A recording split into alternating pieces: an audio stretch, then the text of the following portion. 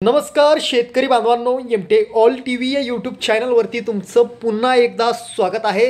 शेतकऱ्यांना अक्षरशः आजची एकादशी पावलीच म्हणावी लागेल, कारण 15 जिल्ह्यातील शेतकऱ्यांच्या खात्यावरती खरीप 2022, 2023 आणि 2024, त्यानंतर रब्बीचा 2022, 2023 आणि 2024चा पीक विमा आत्ता इतक्यात जमा झाला आहे। त्याचे SMS देखील या ठिकाणी आलेले आहेत, तो देखील आपण या ठिकाणी पुरावा पाहणार आहोत।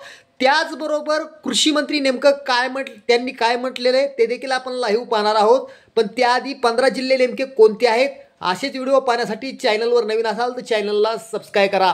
मित्रांनो, पीक विमा बाबत अनेक शेतकऱ्यांमध्ये संभ्रम होत आहे की आमच्या खात्यावरती अजून देखील पीक विमा का जमा झाला नाही।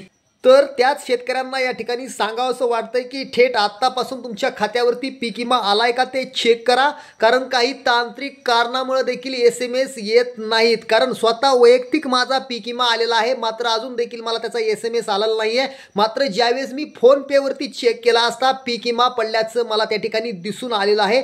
त्यामुळे तुम्ही देखील तुमचा खाता आहे ते चेक करा।